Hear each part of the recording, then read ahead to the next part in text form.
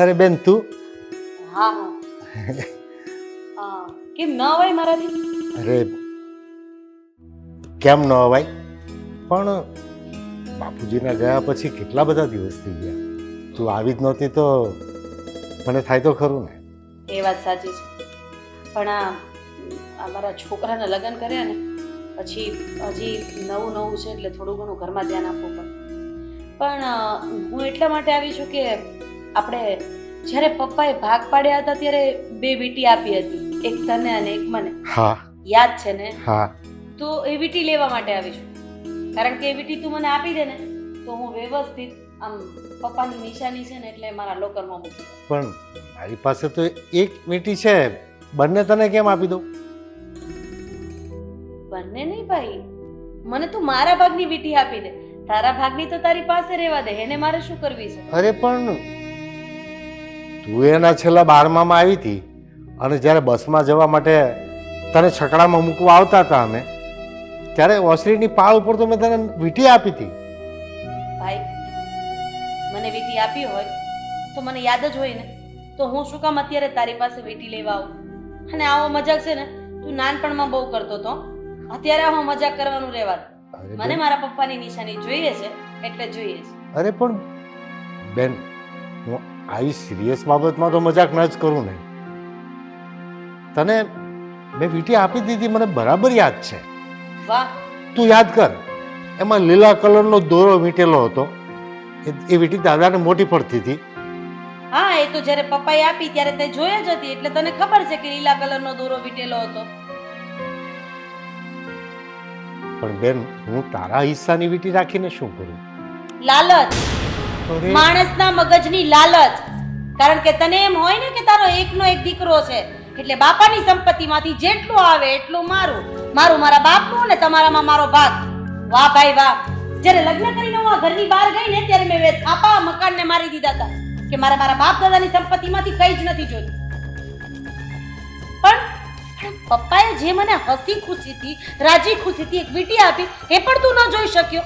અરે આટલો લાલચુ તું છો એ તો મને આજે ખબર પડી. પણ બેન પેલા મને સાંભળી તો લે એકવાર. અણકનું ખાઈએ ને ભાઈ તો જીવતે જીવ જીવડા પડે જીવડા.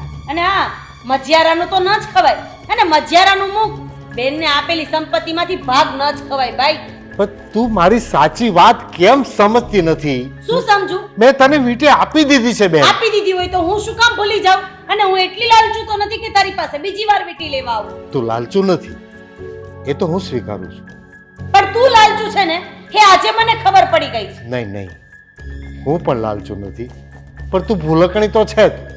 તે ગમે ત્યાં આડી ઓળી મૂકી દીધી છે અને ભૂલી ગઈ છે. મને ખબર છે અત્યારે જે હું ભૂલકણી છું ને એનો લાભ તું ઉઠાવે છે, એટલે તને એમ કે હું આને ભૂલકણી કહી દઉં એટલે વીંટી તો મારા કબજામાં આવી ગઈ. પણ ના ભાઈ ના, હું ગમે એમ તારી બેન છું, આવી બધી વસ્તુ તો મને પહેલા યાદ રહે. અરે બેન, બા જ્યારે આપણે નિશાળે જતા, રૂપિયો બેને વાપરવા આપતા, ત્યારે હું રૂપિયા ભેગા કરતો 12 મહિનાના, અને તારી જન્મ તારીખે હું તને ભેટ આપતો તો એ પૈસાની. હા, એ ભેટ આપતો તો, અત્યાર સુધી એ ભેટ આપી અને અત્યારે એક સાથે બાપાની વીંટીમાં બધું વાળી લીધું. હે ભગવાન. ભાઈ તને જરાય શરમ ન આવી કે પપ્પાની આપેલી છેલ્લી નિશાની તું એની દીકરીથી છીનવી લઈશ? અરે કયા ભવે સુખી થઈશ તું? હા, પપ્પા મને આટલું આપતા હતા ને તો હું સામેથી ના પાડતી હતી કે નહીં પપ્પા મારે નથી જોતું, મારો એકનો એક ભાઈ છે ને એને આપજો. પણ તું મારા હિસ્સામાંથી ખાવાનું વિચારે છે? બેન, મને ખરેખર શરમ આવે છે આજે કે મારી બેન મારી સાથે આટલી મોટી થઈ અને મને સમજી નથી શકતી, મને ઓળખી નથી શકતી. ખરેખર મને પણ આજે શરમ આવે છે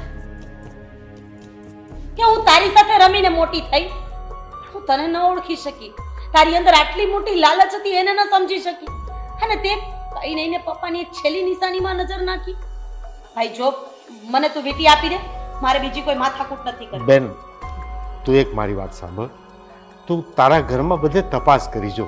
એક વખત શબ્દો બોલી ગયા ને એ પાછા નથી ખેંચાતા. જે હોય એ મારા ઘરમાં નથી, અને અત્યારે ને અત્યારે પપ્પાની નિશાનીની વીંટી આપી દે એટલે વાર્તા થાય પૂરી. બસ તો જ તારે ને મારે બોલે વ્યવહાર રહેશે, બાકી મારા ઘરનું પગથિયું તું નહીં ચડતો અને તારા ઘરનું પગથિયું હું નહીં ચડું. તો પછી બેન તું પણ મારી વાત સાંભળી લે. જો તારા ઘરમાં ગોતવાથી વીટી ન મળે ને, અને તું મારે ઘરે આવીને એક વખત તેમ કીધું હોત ને કે ભાઈ મને બાપાની નિશાની બંને વીટી મને આપી દે ને, હું બેન હસતા હસતા આપી દે. પણ તે મને સમજવામાં ભૂલ કરી છે. તારો ભાઈ તને વળાવીને તે દિવસે જે હતો ને એ જ આજે છે, એ જ એનો સ્વભાવ છે અને એવા જ મોટા જીવનો છે. પણ તું ન સમજી શકી અને મારી ઉપર તે આરોપ નાખ્યો છે. તો હવે હું તને કંઈ નહીં આપી શકું. નહીં જ આપી શકે, મને ખબર છે. કારણ કે તને તો પપ્પાની આ બેટની સંપત્તિ મળી ગઈ છે, એટલે તારા છોકરા તો સુખી થઈ જશે. અને એમાંય પપ્પા મૂકીને ઘણું ગયા છે. ત્યારે પણ પપ્પા મને કહેતા હતા, બેન ખેતીમાંથી ભાગ લઈ લે, ઘરમાંથી ભાગ લઈ લે. મેં કીધું ના, મારા ભાઈનું છે ને, અને મારો ભાઈ એ મારો છે. મારી સાથે ક્યારેય થોડો દગો કરવાનો છે? જરૂર પડશે ત્યારે ઊભો રહેશે, પણ નહીં. એને તો પપ્પાએ આપેલી એક વીટીમાં પણ જીવ હતો. પણ યાદ રાખજે, મજિયારાનું જે વ્યક્તિએ ખાધું છે ને ભાઈ, એ ક્યારેય સુખી નથી થયો. અને આ ભગવાને તને એકનો એક દીકરો આપ્યો છે. મારું ખાઈને તું સુખી નહીં થાય. બેન હું સાચો છું, છતાં એટલું બધું સાંભળી લઉં છું. તું મારી લાડલી બેન છે ને એટલે. મારી એક જ નબળાઈ છે કે હું સાચો છું ને એ સાબિત નથી કરી શકતો. સાબિત નથી કરી શકતો. શું થયું? હા, હમણાં કેમ એટલી બધી રાડા રાડ ને દેખારાનો અવાજ આવતો હતો? શું થયું? અરે જોને ફઈ, એ પોતે ભૂલકણા છે. હા, એના હિસ્સાની દાદાએ આપેલી વીંટી લઈ ગયા છે અને અત્યારે એમ કહે છે કે તે મને નથી આપી. અરે ફઈ પણ આવું શું કામ કરે છે? તમે જ્યારે વીંટી આપી હતી ત્યારે એ વાત તો અમને પણ ખબર છે. અરે એ ઉતાવળી બહુ છે. ગમે ત્યાં વસ્તુ મૂકી દે, પછી એને યાદ નથી રહેતું. અને એને કંઈ યાદ ન રહે ને પછી ગમે એની સાથે લડી પડે. મારી સાથે લડીને ગઈ છે. પણ આવું થોડું ચાલે પપ્પા. પોતે ભૂલ કરે અને વાત બીજા ઉપર ઢોળે, આ તો યોગ્ય વાત ના કહેવાય ને. એના પેટમાં કાંઈ ન હોય, પણ એનો નેચર એવો છે, ફાડ બોલી નાખે. કંઈ નહીં, એને ક્યારેક તો સાચું સમજાશે ને. એ પણ અત્યારે તો ફઈબાના મગજમાં આ ગાંઠ બેસી ગઈ ને કે વીંટી તમે લઈ ગયા છો. જો કે આપણે વીંટી લીધી નથી, છતાં પણ એને તો એમ જ થશે ને કે આપણે વીંટી રાખી લીધી છે. આપણે આપી છે એની કોઈ સાબિતી નથી. ત્યાં સુધી તો ચોર હું જ છું. પણ પપ્પા, હવે આપણે શું કરશું? કઈ રીતે સાબિત કરશો કે તમે એમને વીંટી આપી દીધી છે ને તમે નિર્દોષ છો? એ તો સમય આવે, ઈશ્વર રસ્તો ખોલે. બાકી આપણી પાસે તો કોઈ પુરાવો છે નહીં. આપણે કેવી રીતે નિર્દોષ સાબિત થઈએ? તો ધર્મ સંકટ આવી પડ્યો છે આપણી ઉપર. હવે ભાઈ સમજે ને તો સારી વાત છે, નહીતર તમારા ભાઈ બહેનના સંબંધ તૂટી જશે. અરે તમને ભાઈ બહેનને કેટલું બનતું હતું, એકબીજા વગર એકબીજાને ચાલતું નહોતું. તો પણ મારાથી ગુસ્સામાં ભૂલાઈ ગયું કે તે જો પ્રેમથી માંગી હોત ને તો મારી પાસે એક વીંટી છે એ પણ આપી દેત. પણ તે મારી સામે જીદ કરીને મને ચોર કહ્યો ને એટલે હું તને કંઈ નથી આપવું. એમ કરીને મેં એને જવા દીધી. ઠીક છે, સત્ય કોઈ દિવસ છુપાતું નથી. એક દિવસ સામે આવશે ત્યારે બધું દૂધનું દૂધ ને પાણીનું પાણી થઈ જશે. બસ સાચી વાત છે. સમયની વાટ જુઓ. ઠીક છે, તમે ચિંતા નહીં કરો. મારે થોડું કામ છે, હું બહાર જાઉં છું. હા, સારું.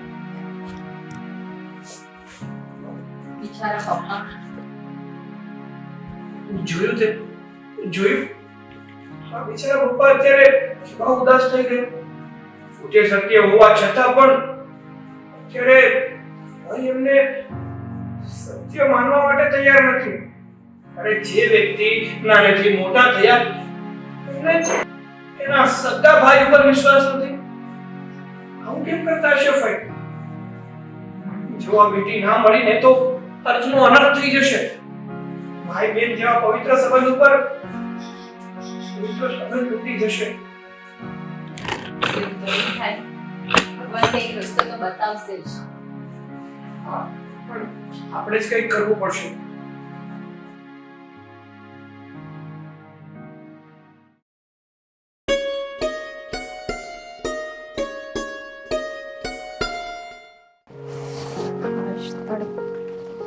સ્વીટી, ઓ માં બોલો. ક્યાં જાય છે? અલા આટલી ગામને હું પંચાયત છે, ક્યાં જાય ને ક્યાં નહીં, મારો વરે નથી પૂછતો આટલું તો મને. આ તારી સાસુ તો બહુ નફટ વેડા કરી ગઈ છે. વાહ રે વાહ, મારી સાસનું કેમ નામ આવ્યું વચ્ચે? અને લિમિટમાં બોલો. લિમિટમાં જ બોલું છું. બાપુજી ગયા પછી એમની વીટી લઈ લીધી અને હજી પણ વીટી વીટી કરે છે. હા તો વળી કરે ને, બાપુજી વળી ક્યાં સોના હીરાની મઢી દીધી હતી, અને ઈ તે મારી સાસુની મરજી છે. મારી સાસુનો હક હોય ત્યાં વસ્તુ લે, હું કામ ન લે? પણ કેટલી વીટીઓ ભેગી કરશે? કેટલી વીટીઓ ભેગી? વીટી શું છે નહીં ભેગા કરે ને, છડાય ભેગા કરે, ઓલા કંદોરાય ભેગા કરે, બધું કરે. તારે શું છે બોલ ને? તારી સાસુ તો એક નોટ છે. ઓ નોટ? હા. કઈ નોટ? 1 નંબરની. બેન પેલા ઈ જોતા સી કે 1 નંબરની નોટ નથી આવી, અને છે ને તારે મારી સાસુને ક્રેડિટ દેવી હોય ને તો સારી એવી ક્રેડિટ દે, કેમ કે આમ બોલવાથી કઈ થવાનું નથી. તારી સાસુને તો કોઈ ક્રેડિટ દેવા જેવી જ નથી. તો પછી એનું નામે આપણા મોઢે શું કામ આવવું જોઈએ? આવે જ ને, કરે છે એવું તો. હા તો ભૂલી ગઈ, આખા ઘરનો ઠેકો તો તે જ લીધો છે. એટલે કોણ ક્યાંથી કઈ વસ્તુઓ લઈ જાય, આટલો મમરો લઈ જાય તોય તને ખબર હોય કઈ વસ્તુ ખબર ક્યાં રાખવી ગઈ. પડે ને, તો ઘરમાં છું તો ધ્યાન ના રાખું? તો વીટીનું જ કેમ રખાય છે? બીજી વસ્તુ ગઈ એનું નથી રખાતું? બધી જ રાખું છું. કયો મને હાલો, બીજું હું ગયું છે? કયો? વીટી ગઈ છે, સોનાની ચેન ગઈ છે, બધું ગયું છે, પૈસા ગયા છે. સોનાની ચેન વળી ક્યારે ગઈ? અને બાપુજી પાસે વળી કઈ સોનાની ચેન હતી? હતી. કઈ કઈ પહેરતા હતા તે. સિરિયસલી? બાપુજીએ હાદો ચેન નથી પહેર્યો, મેં સોનાની ચેન પહેરતા હતા. હા, પહેરતા હતા એટલે તો કહું છું. આ તો સાંભળી લ્યો મારી વાત, બરાબર? સોનાની ચેન ગઈ હોય, વીટી ગઈ હોય, જે ગયું હોય, બાકી મારી સાસુને મન પડે ને તો આખું ઘરે હારો આ લઈને જતી રહો. એવી રીતે તો કેવી રીતે જાય? હો, એવી રીતે કે મતલબ ચાલીને જાય, કબજો કરી લે, બીજું શું કરે? તારી સાસુ તો બહુ બકવાસ છે. અલા બકવાસ તો બકવાસ તારી નથી ને? ના. હા તો બસ અમારી છે ને તો અમને રાખવા દ્યો ને, શું નડે છે? તો રાખો, તારે ખબર પડશે ને ત્યારે એ થશે તમને. ખબર પડશે ને, ખબર પાડવા વાળા તમે લોકો જ છો. આવીને અમારી કાન ભંભેણી કરવા વાળા તમે લોકો જ છો. એટલે નો પડતી હોય ને તોય ખબર પડી જાય. તો દૂર રહેજો હવે એનાથી. કોનાથી? સાસુથી. ઓ માં, કહું છું મારી જ સાસુ છે, એક ઘરમાં રહેવાનું, એનાથી દૂર રહું. કઈ રીતે દૂર રહું તમે મને શીખવાડો હાલ. રહેવાનું, બહુ એની વાતમાં નહીં આવવાનું, બધું એ કહે તેમ નહીં કરવાનું. આપણે મતલબ બુદ્ધિ ચાલે છે. મારી જ સાસુ વિશે તમે મને જ ઊંધી શિખામણ આપો છો. તારી સાસુ છે એવી ને એટલે હું તને કહું છું. માનવું હોય તો માનજે, નહીં તો કઈ નહીં. આખી દુનિયા કે છે. આખી દુનિયા છે કે ઈ મારી માટે મારી સાસુ છે ને એક નંબર છે, કેમ કે એની જેવું તો કોઈ બની જ ન કે. હા સારું સારું, જ્યારે થશે ને ત્યારે ખબર પડશે. થઈ તો ગયું છે, વીટી લઈ તો લીધી. કોઈ વીટી લઈ લીધી, તારી જોડે કઈ લેશે ને ત્યારે તને ખબર પડશે. એ મારી સાસુએ તો આમ જો મને હીરાના સોનાના છે ને સેટ બેટ બધું કરાવી આપ્યું છે. તો પહેરીને ફરતી હોય તો લે, ગામને દેખાડવા થોડી છે, ઈ ચોરીને જતા રહ્યો એમ છો તમે તો. અમે તો કઈ ચોરી આવ્યા નથી. તો નજર કેમ ત્યાં હીરાના સોનાના મોતીના એની ઉપર કેમ આ જાય તો છે? લોકો કે છે. અરે લોકો તો બધું કે ગામના મોઢે ગયણા બાંધવા જાશો. જો તારે જે કરવું હોય ને તે કરજે. આ તો મેં જે સાંભળ્યું એ મેં તને કીધું. કાલ ઉઠીને પછી મને ના કહેવા આવતી કે હા યાર તારી વાત તો સાચી હતી. અને તને તો કશું કહેવા જેવું જ નહીં. આખો દિવસ સાસુ સાસુ સાસુ. છોડ, તને તો કઈ સમજાવવા જેવું નથી. એટલે આવતે કેવું સામે માણસ જાતું એને ઊભું રાખવાનું. સમજાવવા જેવું નથી, સમજાવવા જેવું નથી. ચીબરી.